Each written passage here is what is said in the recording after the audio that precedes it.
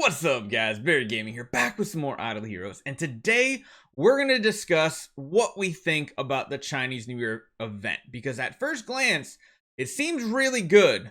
There are some amazing aspects of it, but then again, one of the biggest issues right now is Tusi herself being pretty underwhelming for the majority of players that are using her. And typically, like we say, I'll probably put this little meme up here. I think this is floating around Reddit. Everybody says, you got Ada in 2019, Carrie in 2020, and then we got Tusi in 2021, and it's a big old flop compared to the other two being these powerhouse heroes. So let's jump into it. Let's jump into the game. Let's go over the event and talk about what is worth going for and what isn't.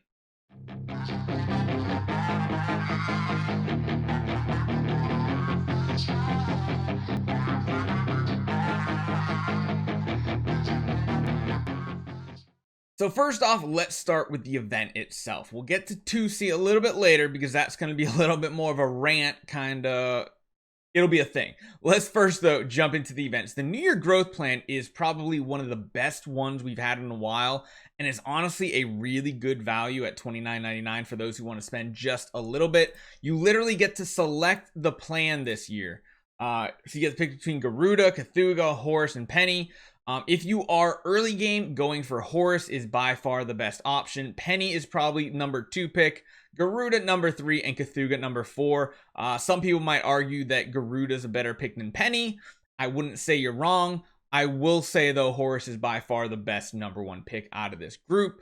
Cthulhu being the worst, but Cthulhu can be very useful to those of you who are not early game that don't have Abyss Sealand 20 done yet, because Cthulhu with Void Imprints will get you Sealand 20 done with very minimal support around you, but you just look at the rewards you're going to get. It is so good. You're even going to get a skin. You're going to get the damage reduction artifact for that faction.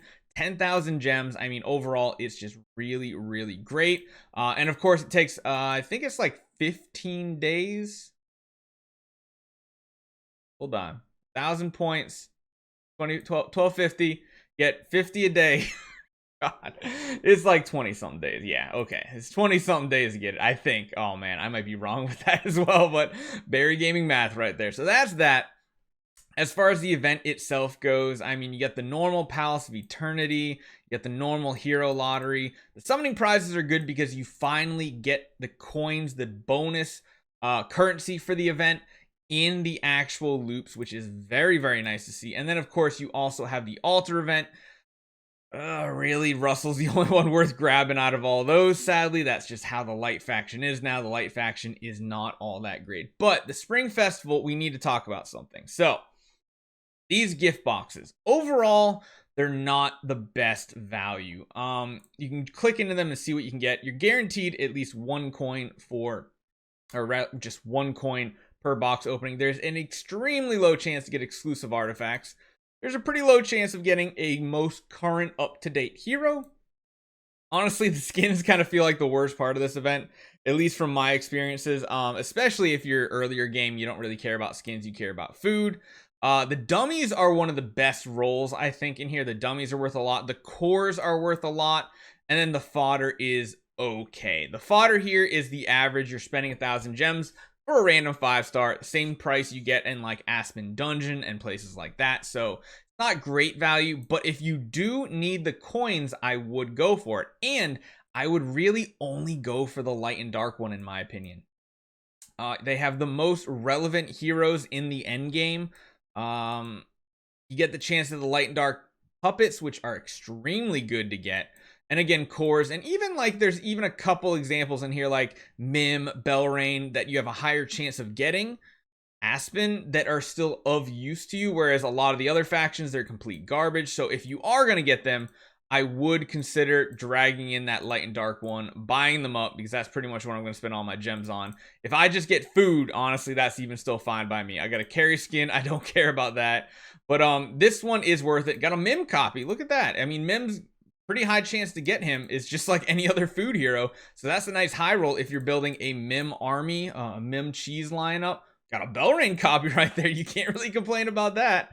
That's like 6,000 altar coins. You got a Gurk as well, but the light and dark I think is the best bet if you need it. But what I would highly recommend is only do so many of these that you need to get the next tier of rewards in the Lion Dance. So, of course, there are a couple different options to go for here. Game doesn't like me right now, so we'll hold off. The left side over here, I might just have to reload the game. Be right back.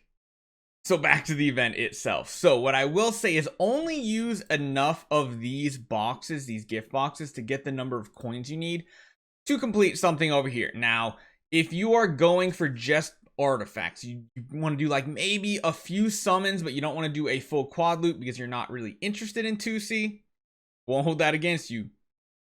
Might be better going on the right side and getting a magic stone sword if you care about that artifact. Because at 100, that is probably the cheapest pay to win artifact you will ever get. It's like 1.5 loops of the event.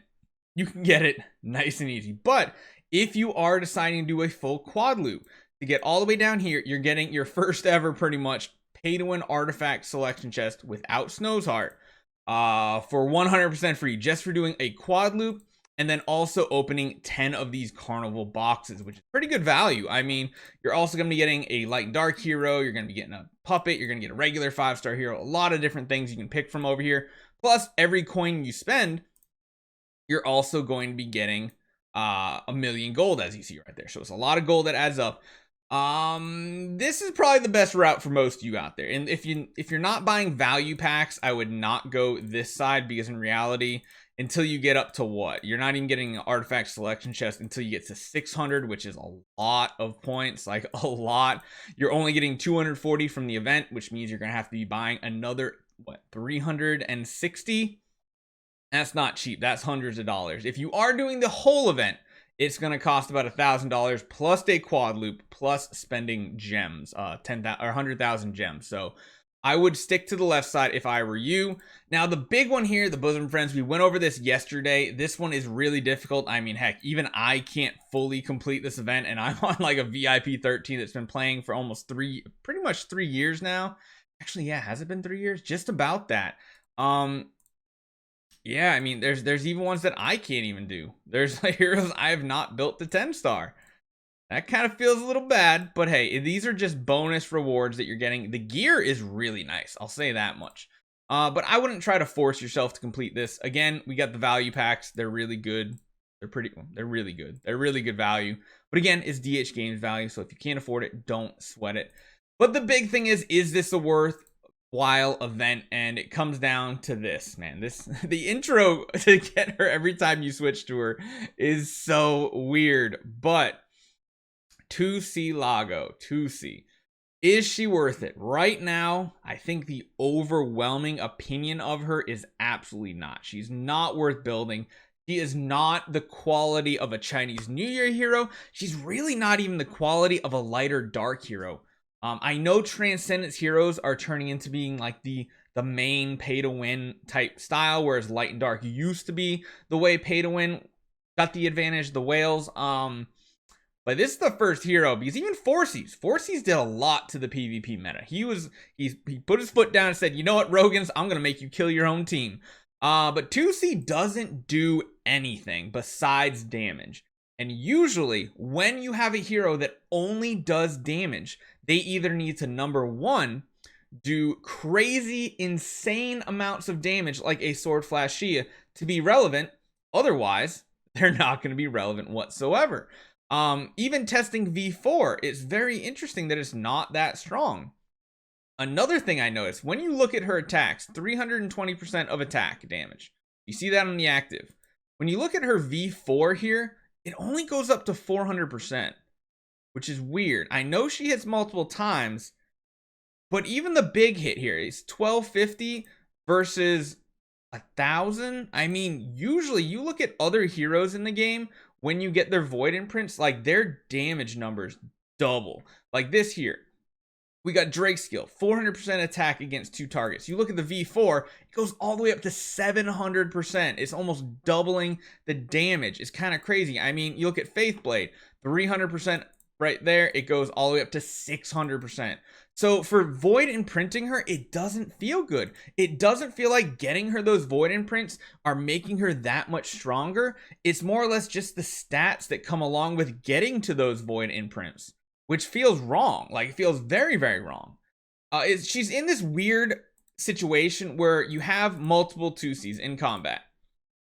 You got multiple, you feel like, oh yeah, you have more than one. It actually feels good because you're stacking up these sacred emblems faster. But the problem is, you're going to stack them up. You're then going to have one of them proc the Divine Retribution when they use an active, if they even ever get to an active. And then the other ones that follow up are just going to hit like a wet noodle. That's the big issue. Having a support hero that may or may not help one hero on your team is not a very good design, in my opinion. So I believe they are going to be asking and looking for ideas on how to buff this hero. I think if I highly doubt they don't buff this hero. I would expect sometime in this 2-week span, we do see a Tussilago buff similar to what they did during anniversary last year with both Drake and Russell. I wonder if this is going to be the way they do it, is they more or less undertune these light and dark heroes and then buff them if necessary so that they don't become game breaking. My big concern here though is if all they do is give her slightly higher damage numbers, I don't think that solves the problem.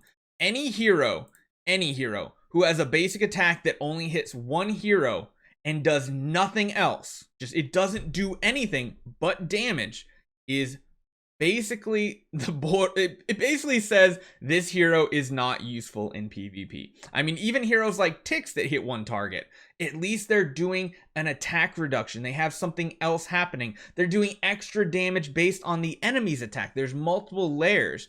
Whereas here, all they're doing is hitting a target, and then if they have an emblem, they do a little bit more.